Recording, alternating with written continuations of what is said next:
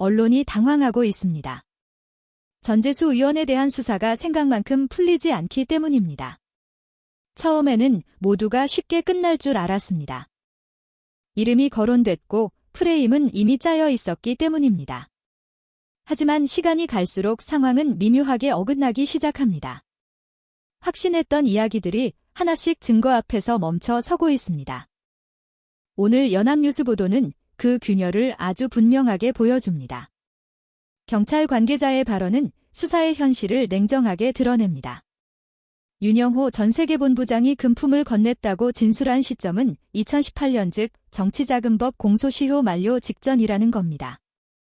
정치자금법 위반의 공소시효는 7년. 이달 말이면 법적으로 더 이상 묻기 어려워집니다. 물론 뇌물 혐의는 남아 있습니다. 공소시효는 최대 15년 아직 시간이 있다고들 말합니다. 하지만 문제는 핵심입니다. 직무대가성을 입증할 수 있느냐는 질문입니다. 경찰조차 확신하지 못하고 있다는 대목이 이 사건의 공기를 바꿔놓고 있습니다. 남은 시간은 길어야 열흘 남짓 그 안에 결정적 증거를 확보하기란 쉽지 않습니다. 그래서일까요? 언론의 태도도 이전과는 분명히 달라졌습니다.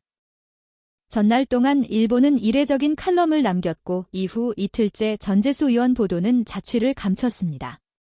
마치 모두가 동시에 숨을 고르는 듯한 장면입니다. 혹은 잘못 건드렸다는 불안의 신호일지도 모릅니다.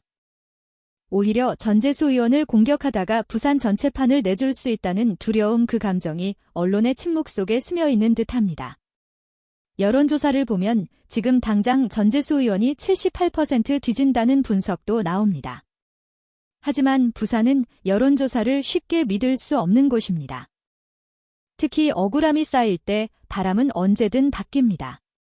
만약 이번 수사가 공작에 가까웠다는 인식이 확산되기 시작한다면 판은 전혀 다른 방향으로 흐릅니다. 이번 주 공개될 여론조사가 그 미세한 변화를 보여줄지도 모릅니다. 이 지점에서 이 이야기는 단순한 개인 의혹을 넘어 정치의 구조와 언론의 태도를 묻는 질문이 됩니다. 그리고 그 질문은 아직 끝나지 않았습니다. 이제 시선은 자연스럽게 김병기 원내대표 쪽으로 옮겨갑니다. 전재수 의원과는 전혀 다른 양상입니다. 팩트의 무게가 점점 불균형해지고 있습니다. 정치인의 보좌관이 대기업에 취직하는 일 막을 수 있을까요? 솔직히 말해 현실적으로 불가능합니다. 정치 구조를 아는 사람이라면 다 정치인이 기업 대표를 만나는 것도 마찬가지입니다. 그 자체만으로 문제라고 할 수는 없습니다. 문재인 대통령 시절 쿠팡 김범석 대표가 대통령 바로 옆에 앉아있던 장면, 그 사진 하나만 봐도 정치와 대기업의 접점은 이미 공개된 영역입니다. 그래서 김병기 원내대표가 쿠팡 대표와 식사했다는 사실만으로 문제가 된다고 말하기는 어렵습니다. 문제는 그 다음부터입니다. 호텔 식당에서의 식사 비용은 70만 원 노컷 뉴스 보도가 나오자 의혹은 한 단계 깊어집니다. 청탁 아니냐는 질문 종이 쪽지를 보여줬다는 정황 김병기 원내대표의 해명은 이렇습니다. 내 이름을 팔고 다니는 전직 보좌관을 경고했다.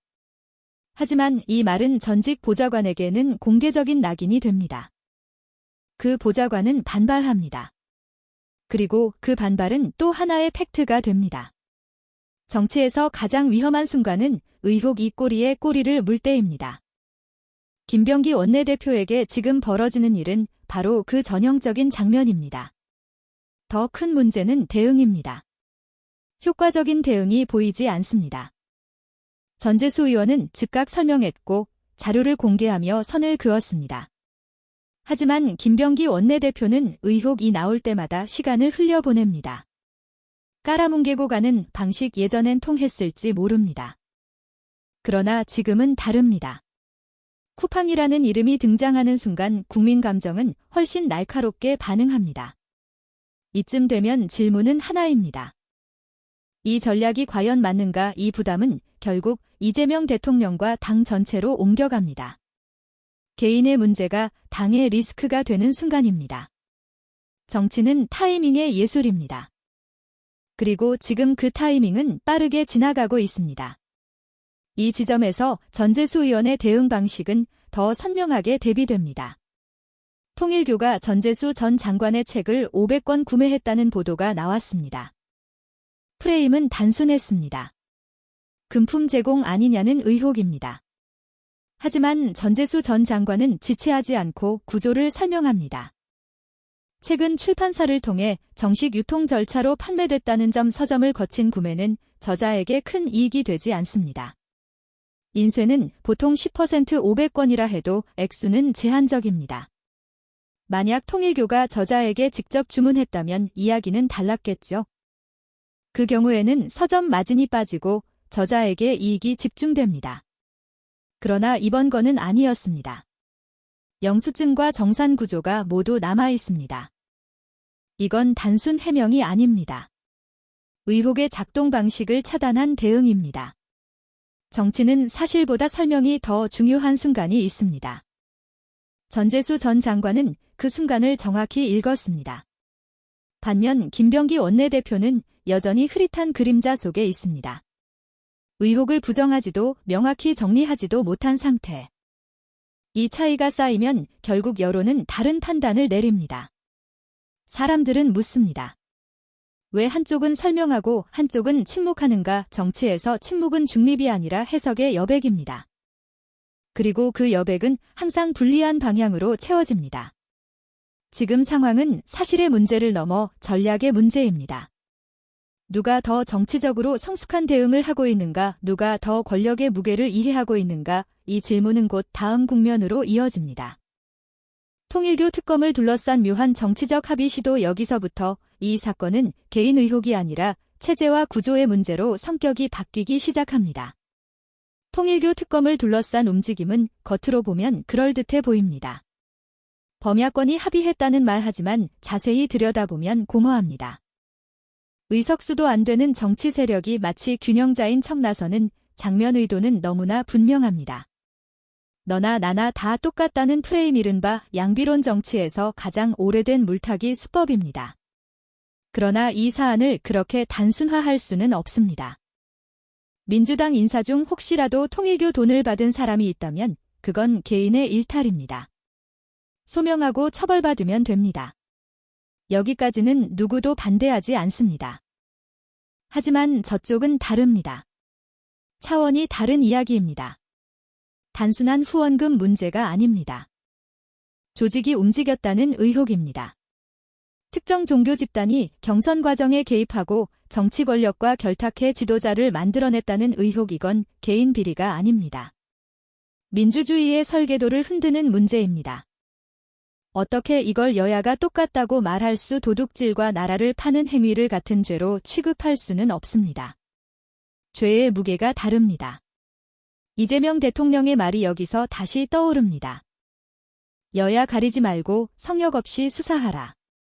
이 말의 자신감은 어디에서 나와들까요? 털어보면 먼지 몇 개 나오는 쪽과 설계도 자체가 나오는 쪽, 그 차이를 알고 있기 때문입니다. 그래서 지금 중요한 건 속도보다 방향입니다. 정확하게 분리해서 본질을 향해 가야 합니다. 민주당 지도부가 이 지점에서 흔들리지 않기를 바랍니다. 개인의 비리를 옹호할 생각은 없습니다.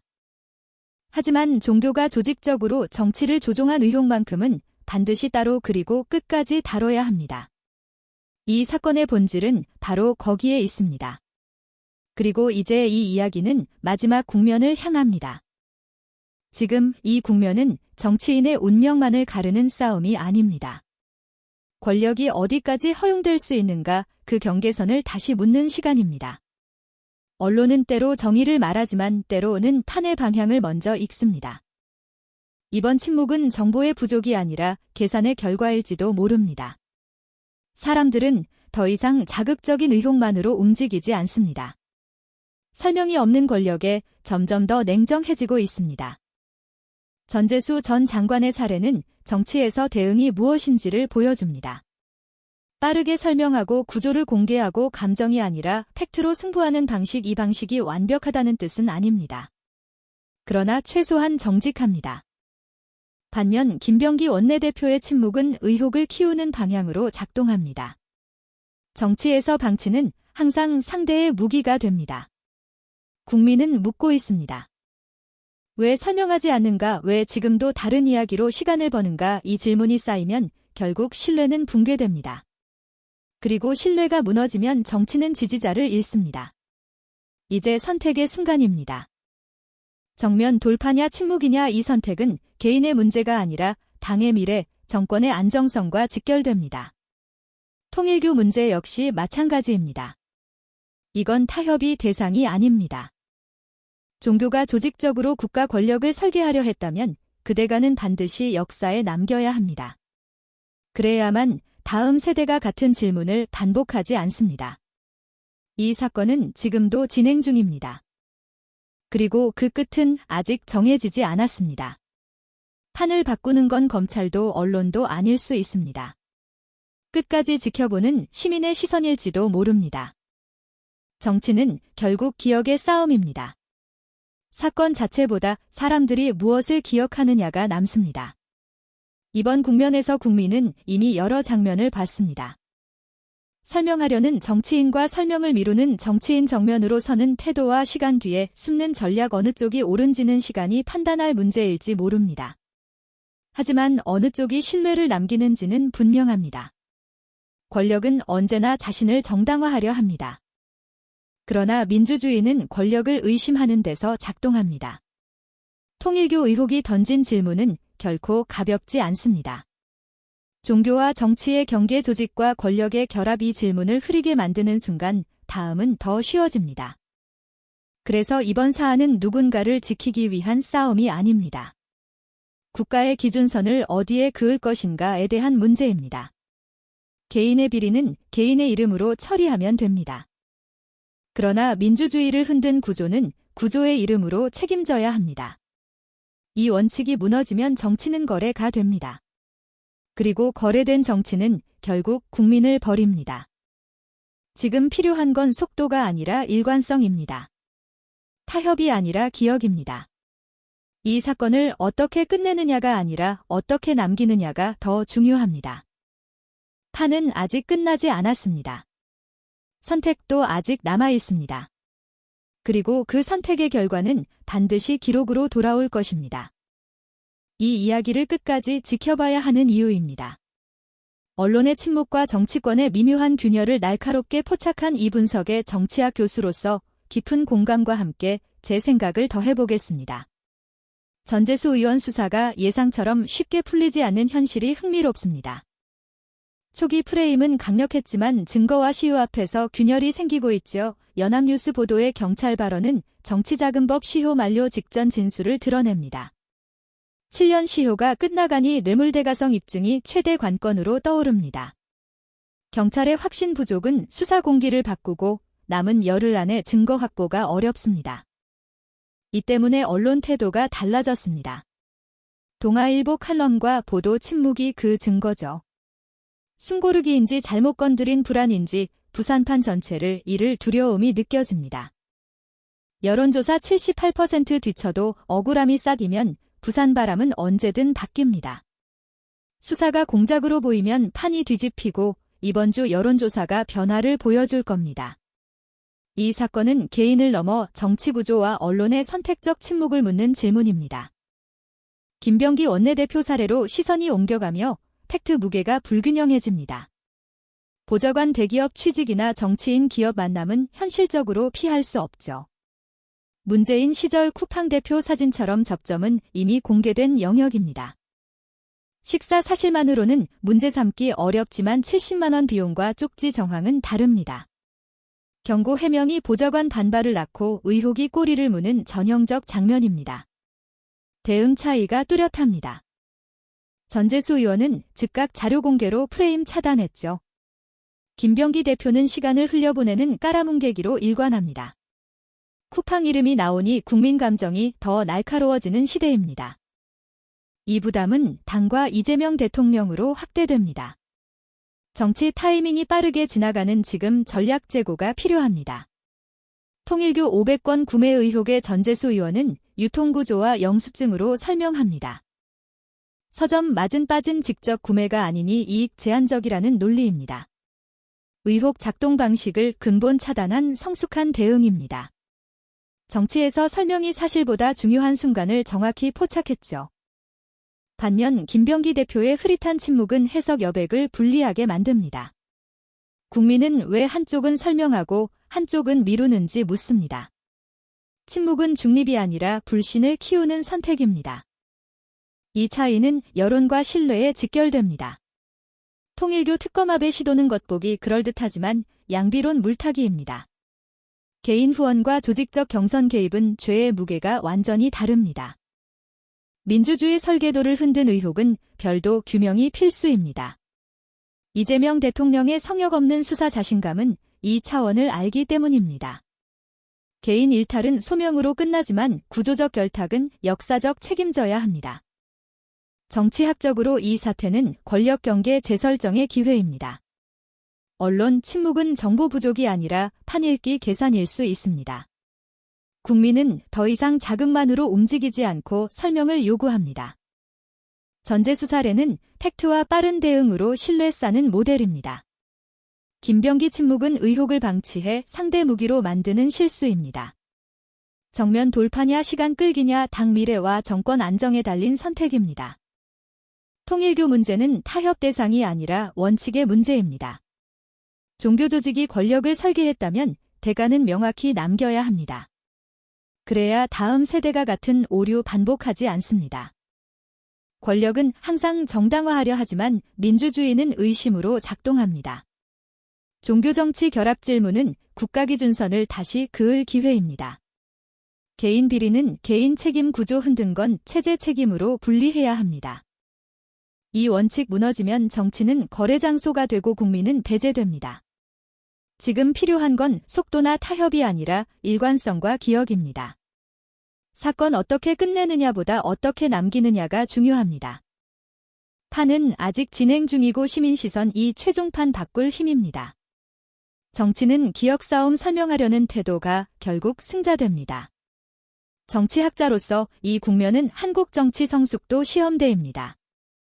언론과 권력의 상호작용 여론 형성 과정이 생생히 드러납니다. 과거엔 프레임으로 충분했지만 이제 설명과 투명성이 생명입니다. 이 변화는 긍정적 신호로 민주주의 깊어짐을 의미합니다. 하지만 지도부가 흔들리면 기회 놓치고 혼란만 키웁니다. 일관된 방향 유지와 본질 집중이 핵심입니다. 여러분도 이 사건 끝까지 지켜보며 목소리 내주세요. 더 나은 정치 위해 시민 참여가 절실합니다. 이 분석과 제 반응이 여러분 생각 자극했으면 좋겠습니다. 함께 논의하며 한국 정치 미래 그려보는 시간 되길 바랍니다.